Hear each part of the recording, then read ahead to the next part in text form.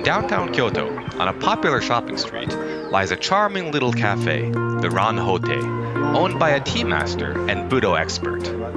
We sat down to talk to him about tea ceremony and its relationship to Budo like Kendo, Kyudo, and others.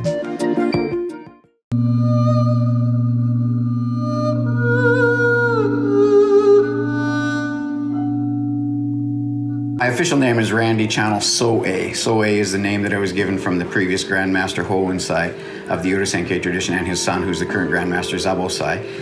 A is to be glorious, to glorify. Normally what they do with a Japanese person is they'll take one of the Chinese characters from their name and couple it with the previous so. So say, for example, if your name was So-mi or Amy, your name might be So-mi or something like that. So I was... didn't have a Chinese character with my name, so they chose one for me, and it was A, which is kind of interesting because the monk that's kind of responsible for bringing tea over from China, his name was A Sai, using the same A, so I'm kind of flattered for that. Been in Japan for such a long time, I'd probably like to forget. We can keep this tongue in cheek. So, of course, I was here when Jesus was still a baby, so it's a long time. Okay, can you tell us a little about your martial arts experience? Well, that's the original reason that I came to Japan. Previously, I was living in Hong Kong. I was doing Kung Fu, but I came here to study initially Kendo and iaido. But immediately I joined that with naginata, Kyudo, and Nito-ryu as well. So if I'm to give my bona fides, which are no longer bona fides because I'm kind of just an old fat tea guy now, but I was 6th degree Renshi for Nito-ryu, 5th degree Renshi for Tamiya-ryu Iai, and Godan in Kyudo, and Sandan in iaido, Zenkenren, and then Nidan in the others. I don't remember. It really doesn't mean much now. It did a lot then, but because now I'm just a fat old tea guy, it doesn't come into play so much. Can you tell us a little about your book, the Book of Chanoyu? Yes, this is a book that I put out, I think it was 2016. It was to coincide with my 20th anniversary as a tea master here in Kyoto, and it was one that I published through Tankosha, the official Urasenkei book publishing firm. And the book is called The Book of Chanoyu, Tea, the Master Key to Japanese Culture. It kind of highlights a lot of the different cultural arts that are influenced by or have had influence from the way of tea. You can find it on Amazon, I think, and buy many copies. Thank you. How did you get started in tea ceremony? Well, when I first came to Japan, like I said, initially I was coming to do the martial arts, but even when I was in Hong Kong, I learned the phrase Boom Jodo, which I'm sure many of your viewers know. It's the martial and cultural ways together. It's a very common phrase here in Japan, not so common in Hong Kong or in China, but that's originally where it came from. What it does mean is it means the cultural and martial ways together. Kind of like the American military concept of an officer and a gentleman. You just don't want to be a thug and beat somebody. You want to be able to beat them artistically. So you need that artistic balance when you're doing something. So that's what prompted me to look for other avenues, because I felt that by studying only Budo, I was creating an imbalance to my yin and yang, if you would. Of course, within the martial arts, you have arts that are quite active and overly aggressive, like say Kendo, and then a little bit quieter when you're doing Iai. So you kind of have a yin and yang balance there, but still they're all, at the end of the day, Budo. So I wanted to find something that would balance that out. So I tried to do calligraphy. My Kendo sensei was a calligrapher, so I tried calligraphy, and one other sensei that I knew was a koto player. The koto is the long Japanese harp. They call it. It's a plank of wood with strings on it, but apparently I have no talent for either. So just by chance, the woman that was living next door to me was a teacher of the tea ceremony, or the way of tea, and I went to her for an experienced tea, and it was immediately enthralled with it because of the connections that I saw in it through to the martial arts. There were so many similarities in it. So what's the connection between tea ceremony and traditional Japanese martial arts? Well, of course, historically we have the samurai. When tea was initially brought over to Japan, it was brought over by the clergy through probably in the 12th century, and it was brought over from China to the Song Dynasty. The tea that we're drinking today, this powdered tea, there was a short time in Chinese history where they're drinking the tea, and so this monk that I mentioned earlier, Eisai, brought over not only the seeds or the tea itself, but the seeds and the plantation skills as well. So shortly thereafter, there was tea, powdered tea here in Japan. And it spread from, of course, the clergy to the aristocracy, and of course with the aristocracy you have the samurai and things like that. So the samurai were pretty much right with tea from the beginning, but it was not until a few centuries later that it was kind of taken out of the parlor room kind of aesthetic into a more quiet Zen-like atmosphere, where we kind of, when we think of tea ceremony today, we have this kind of a small hut, tatami rooms, quite calm and things like this. And so that was happening towards the end of the Sengoku Jidai. And so the connection there is very strong.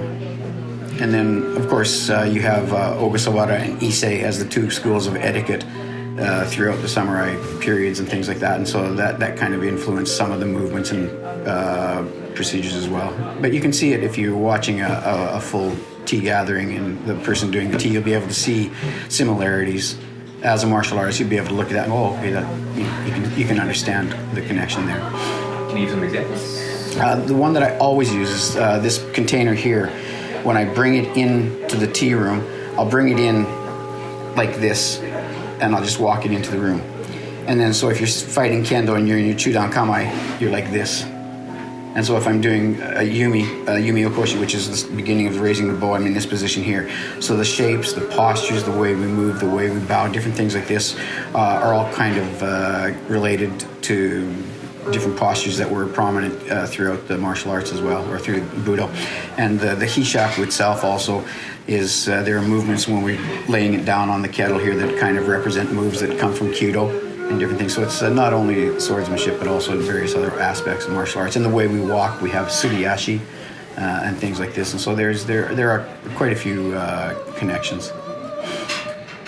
So what could a kendoka learn from tea ceremony? It's a good question, because there are so many things that a person can learn, because like I said, you have the yin and yang balance point that's number one, and it will definitely teach you. I remember one of the first phrases I learned when I was in Japan studying the martial arts was jukendo nite. Relax your power, take your power, don't use so much force, don't use so much strength. And all of my senses would tell me this. And then when I started doing tea, my tea sensei would tell me the same thing.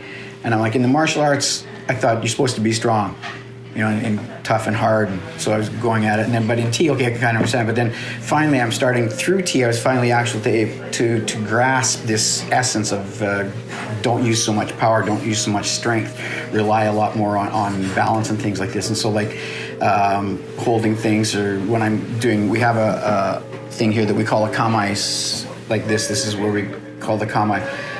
And so this would be our first position like this. And so when I hold it like this, if you were to pull this out of my hands right now, there'd be no friction, whereas a beginner might hold it more like this or like this, and there's a wasted amount of power that's used in a lot of people that don't understand the concept of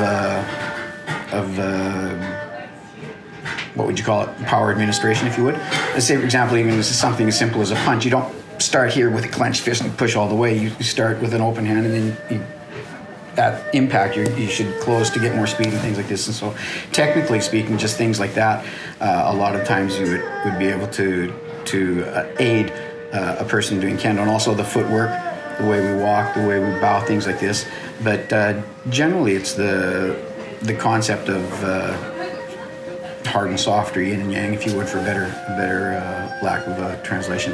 And so these things are something that I think every martial artist at some point should experience the way of tea, because it really helped me. And from the other side of the coin, coming from a martial arts background to the way of tea, you already have a foot up on people that don't have any experience doing tea, because you're already ready, are used to making motions like kata, movements like this, and so you're more body conscious than a person that's just starting from, say, an academic background or something like that. A person, I find, like when I teach people that are doing martial arts or dancers or people that are using their body, they're much quicker to pick up on the actual technical side of doing tea and things like that. So that side of it would help that. And then, of course, if we go into the Zen side of it, there's no end to the different similarities in the martial arts and tea for Zen as well.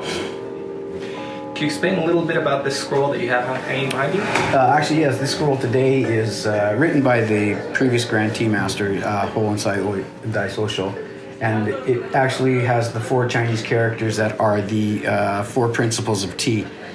We read them from top to bottom.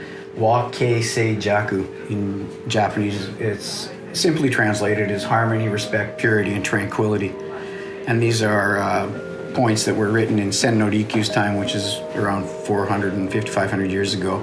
And they're valid ideals at his time. They're valid ideals today, and say 500 years from now, they'll still be valid ideals. So it kind of shows the timelessness of tea and things like that. And so these are ideals that we strive for in a gathering. We try to take the harmony, respect, purity, and bring them together to achieve a state of tranquility. And it's not only harmony between people, it's harmony between utensils, the harmony of what I've gathered together, the harmony, and of course respect between people, and respect for the utensils that you're handling, and the same with harmonies, seasonal harmony as well.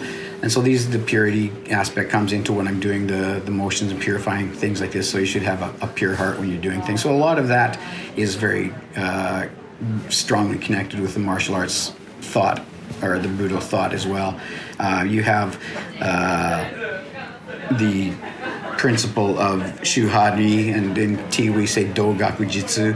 And so, I mean, there are a lot of crossover Zen phrases that we use in both the martial arts and in the way of tea.